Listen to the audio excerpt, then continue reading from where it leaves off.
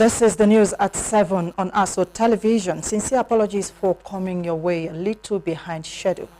My name is Rosemary Kokotega. The headlines. Senate passes electronic transmission of results bill. President Tinubu attends National Economic Council conference, assures of end to terrorism. EFCC arraigns 2 suspects over 600 million job scam. And federal government commences implementation of agreements on salary increase and consolidated tools allowance for ASU. President Bola Tinubu has assured Nigerians that his administration will overcome terrorism and banditry, describing them as foreign to Nigeria culture. President Tinubu gave the assurance at the National Economic Council conference, commending governors of Borno, Katsina, and Kaduna for their security efforts. He highlighted his government's economic transformation efforts, including strengthening macroeconomic stability, infrastructure development, and social investment programs targeting vulnerable groups. President Tinubu emphasized the renewed hope National Development Plan 2026 to 2030, focusing on inclusive growth, economic diversification, and climate resilience. This, he added, marks the next phase of the national journey, as it is evidence-based, realistic, and anchored on inclusive, balanced, and environmentally sustainable growth. The president further expressed confidence in Nigeria's victory over insecurity, citing determination and resiliency.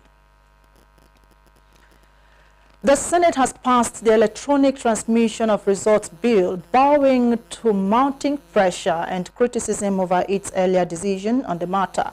The passage followed a motion raised under a point of order seeking to rescind and amend earlier provision, changing the wording from transfer of results to transmission of results.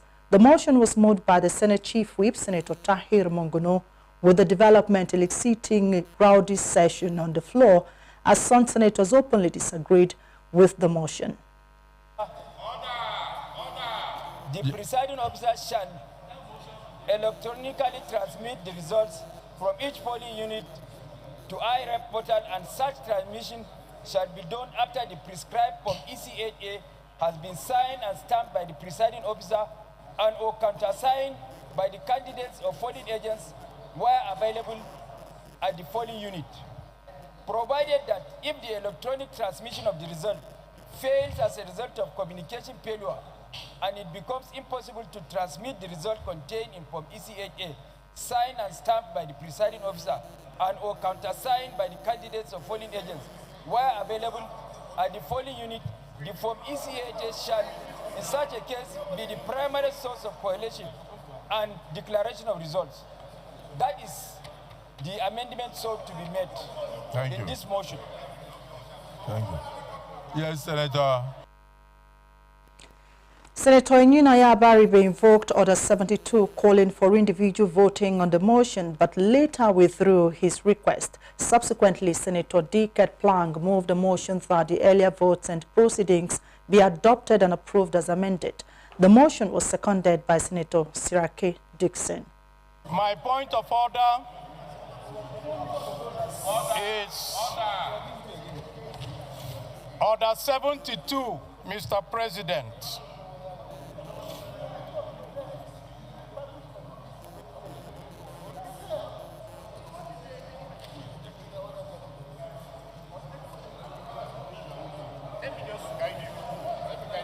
Order, please. My mic is not working. Order.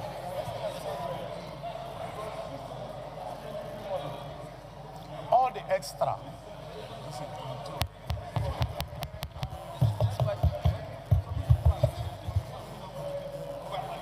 I'm still standing on my point of order. Order, please.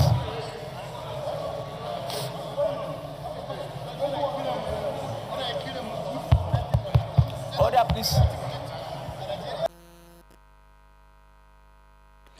After putting the question to a voice vote, the Senate President, Senator Godswill Akpabio, declared the motion passed, announcing that the membership of the conference committee had been expanded from 9 to 12, with Senator Simon Lalong named as chairman and others as members. The Senate President expressed optimism that if all issues are resolved, the President would assent the bill before the end of the month. Friends Committee, when you meet, you know that this is a matter of urgency.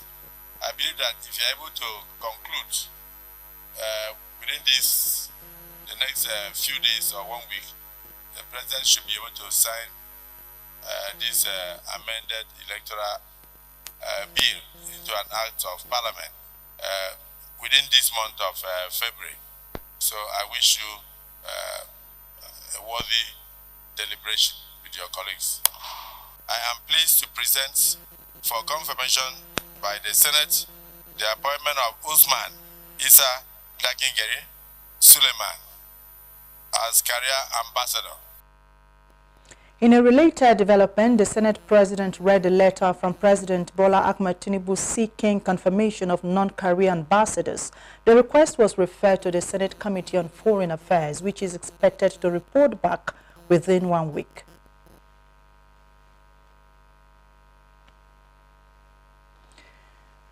Minister of State for Agriculture and Food Security, Senator Aliyu Sabi Abdullahi, said Nigeria's food security has greatly improved under the current administration of President Bola Tinubu, with prices of food on a consistent reduction. The minister said this while granting interviews after his budget presentation at a joint session of the Senate and House of Representatives Committees on Agricultural Production, Services and Rural Development on Tuesday at the National Assembly. He credited the development to government's interventions focused on expanding production, improving sustainability, and stabilizing the nation's food system. We have done so much to encourage Nigerians to go back to farm along the line of President Bola Ahmed Tinubu's Nigeria First policy of producing what we eat and eating what we produce. And for the food security, our interest is to increase production of our major staples. So we are doing that, and today, when we started, the prices of food was high. Today the prices are low, and now again, because we are dealing with two countervailing forces, farmers wanting to make profit that is reasonable, citizens wanting to buy food that is cheap. That is where we are now. Citizens are getting relatively cheap price. It could be cheaper, but farmers are also crying that the cost of input is on the high side. So these are the countervailing forces we are dealing with, and we are strongly committed to ensuring that we help farmers to increase their productivity. On budget implementation, the minister earlier explained that while personal expenditure under the 2025 appropriation was largely implemented, capital project execution was significantly constrained by delayed releases. Senator Abdullahi further announced the proposed budget for 2026. Overview of 2025 capital budget performance. There is a table there, and what was appropriated for the main ministry was 60 billion, and 30% of it is representing about 18 billion. And so far, like you know, we have not received anything yet. But for the constituency project in the ministry,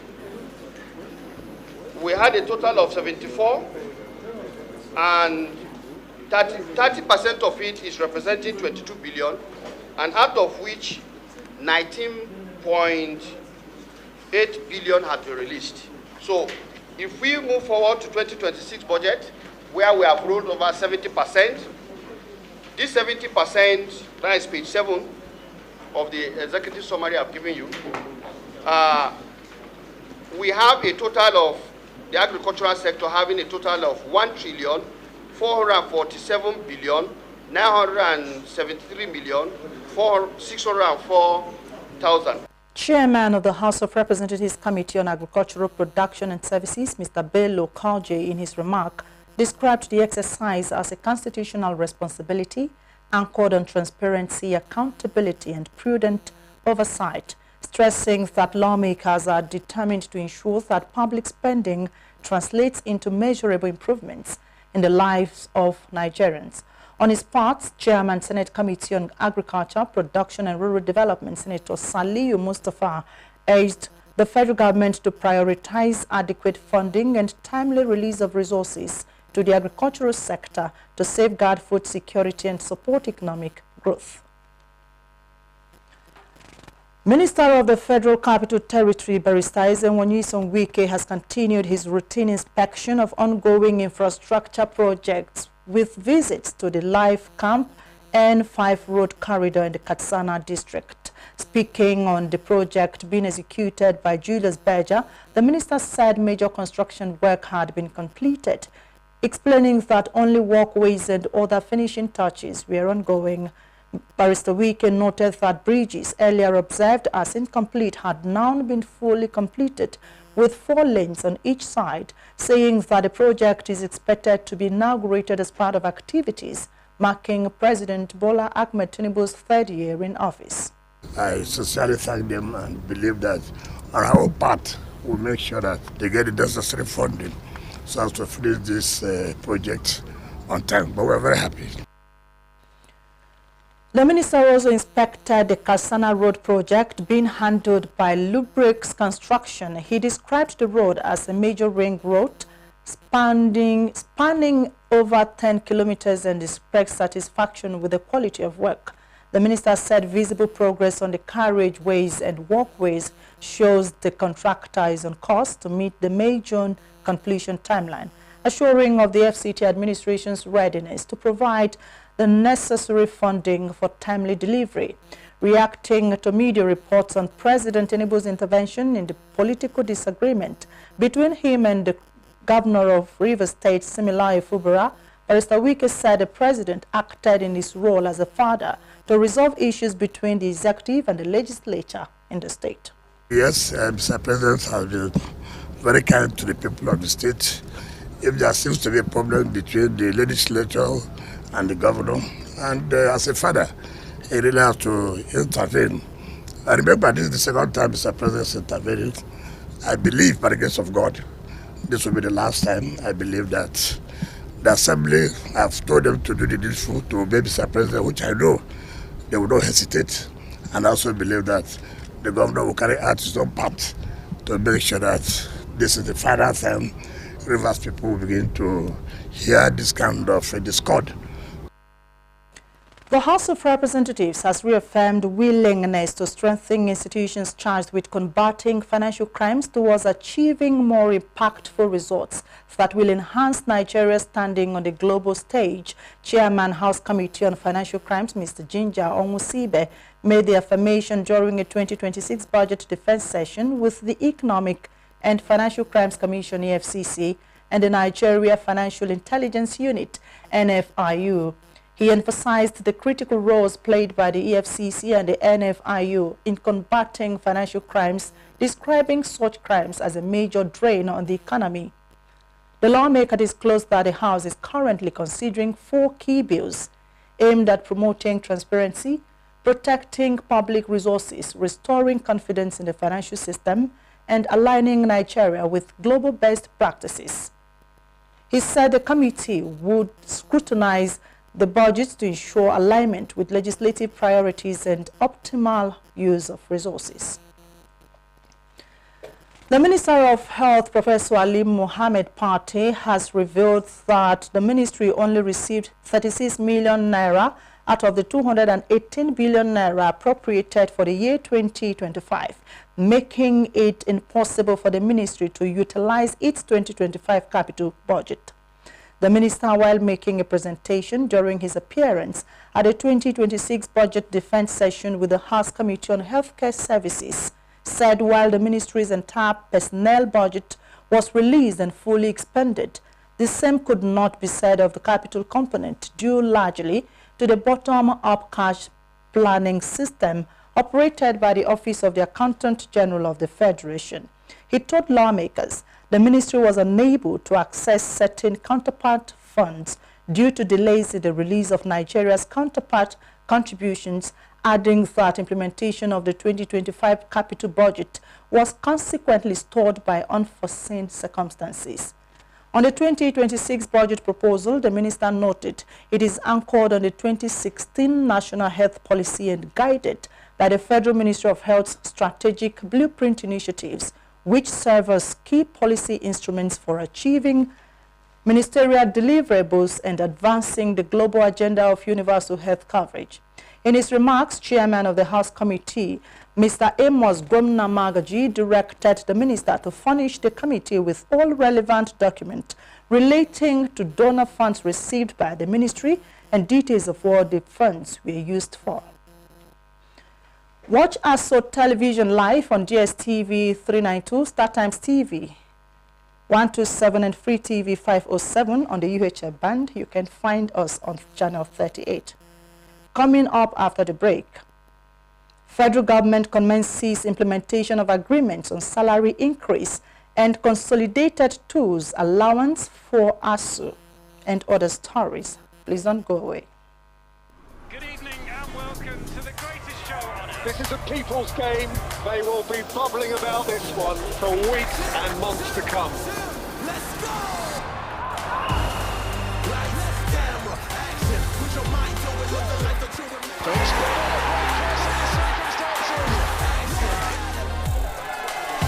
Stay connected. Stay with us, starting from Yanga and Jolly. The federal government has commenced implementation of key welfare components of its renegotiated agreement with the Academic Staff Union of Universities, ASU, including salary-related allowances, as part of efforts to strengthen industrial harmony in the university system. Minister of Education, Dr. Maruf Tunji Alausa, announced that the government already approved and begun the implementation of 40% increase in the Consolidated Academic Allowance CAA for ASU members with effect from January 1, 2026, in line with agreements reached with the union. The minister said to ensure uniform application, all federal universities have been formally notified to fully cascade the approved increment across their institutions and integrate it into their payroll structures to ensure that all eligible academic staff benefit accordingly. Dr. Alausa also directed Vice Chancellors to strictly comply with the implementation framework for the Consolidated Tools Allowance CATA, noting that the payment has been captured and secularized by the National Salaries, Incomes and Wages Commission and duly provided for in the 2026 budget. He said timely implementation of the CAA increase and CATA would boost staff morale and improve teaching, research and learning outcomes, while reaffirming the government's commitment to honoring agreements, promoting transparency and sustaining industrial peace in the education sector. The Rotary Club of Abuja Capital has reaffirmed its unwavering commitment to reducing carbon footprint in the nation's capital city, the FCT. President of the club made a remark during the commissioning and handing over ceremony of its star project, the electrification and reticulation of the Rotary Center and Park, in collaboration with the Abuja Electricity Distribution Company. Kabiru Jibril has the story. Described by Rotarians as one of the best stories ever told by Rotary, this is the commissioning and handover ceremony of the Rotary Club of Abuja Capital Territory's Legacy Star projects, the electrification and reticulation of the Rotary Center and Park in Abuja. After the introductory remarks and goodwill messages, the Rotarians took a tour to officially commission the project. I do this in the name of God the Father, God the Son, and God the Holy Spirit. This is something I have been expecting over the years, that we have this building and we have no electricity. When we want to have an occasion here, we go to get generator, we go to rent generator. For us as a club, we felt that it would be important, since we have the means and the collaboration to take care of this project.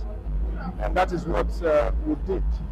And beyond the roundabout. The impact of the electrification project on the host community of the Rotary Center was also highlighted. As you can see, for this full stretch, apart from the school here, there is no other transformer around here that people can get supply. So with this, we are sure that this place starts expanding, more people can come in because there's electricity, there's road, so it's improving society. We're excited because with what the partnership between the Rotary Club of Abuja Capital Territory and the AEDC, it has been actualized.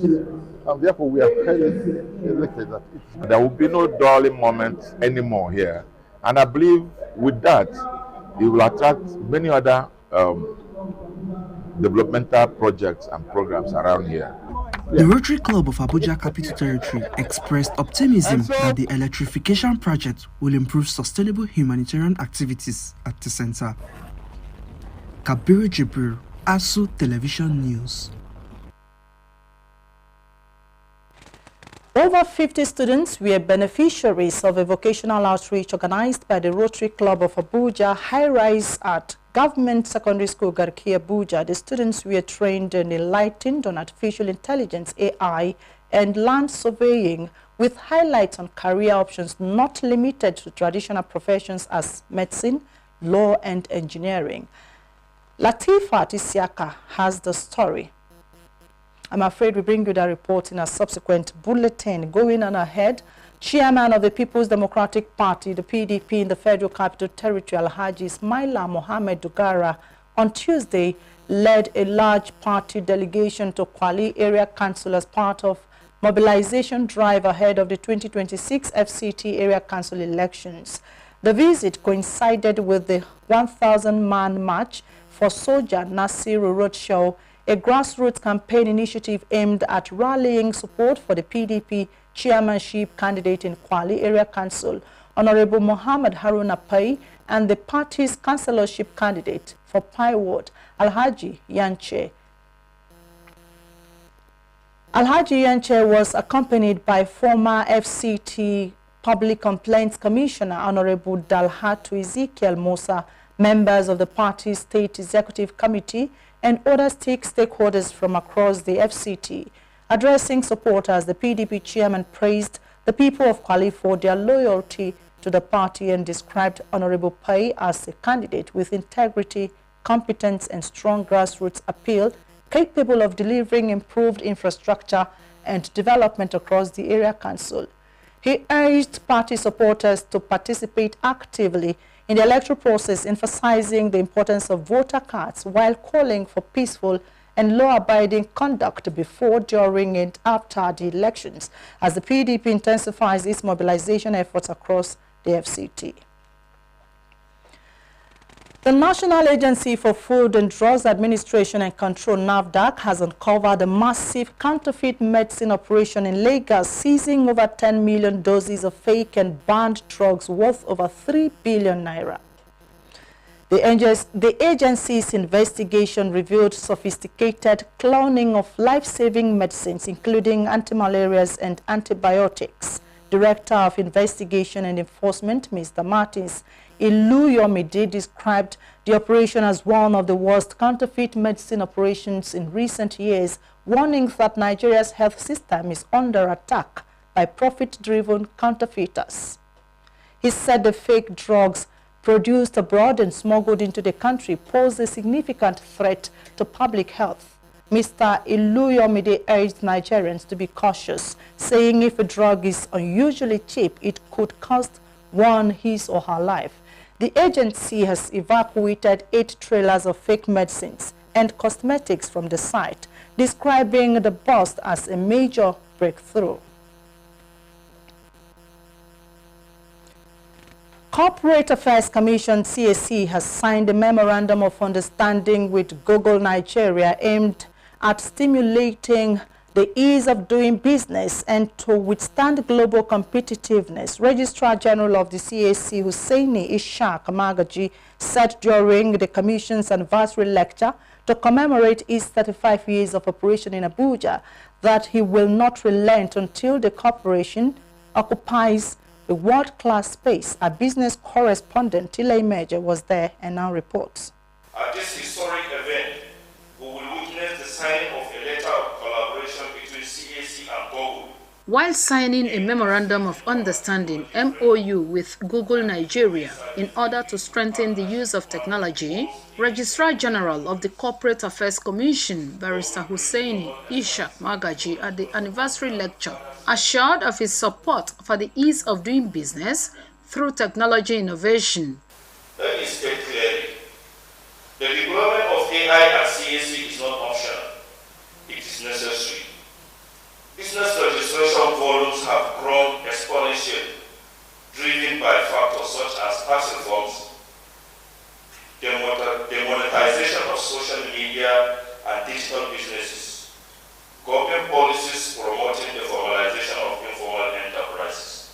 Speaking in an interview with newsmen at the sideline of the event, the CAC Registrar General commended efforts of the management team and partners while noting resultant impact of improved registration of businesses via technology innovation. From 2024 to date, we have registered over 4 million businesses in Nigeria as a result of our embracing technology. Other critical stakeholders, including the Chairman House Committee on Commerce, reiterated renewed commitment of the government for adequate transformation. Let us work with renewed vigor to ensure that no Nigerian entrepreneur is held back by red tape, but is instead propelled by a system that is as fast and ambitious as they are. With this wonderful, milestone they have achieved, I can assure you that they have achieved the standard, I say, of international best practices. When we serve with integrity, we strengthen governance and nation building.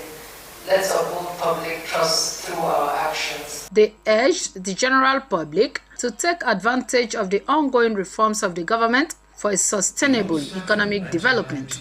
Ile Emeje, ASO Television News. To improve on the regulation of company registration and administration in Nigeria. And now a reminder of one of the stories that made headline. The Senate has passed the Electronic Transmission of Results Bill, bowing to mounting pressure and criticism over its earlier decision on the matter. Many thanks for watching. I am Rosemary Kokotega. Good night.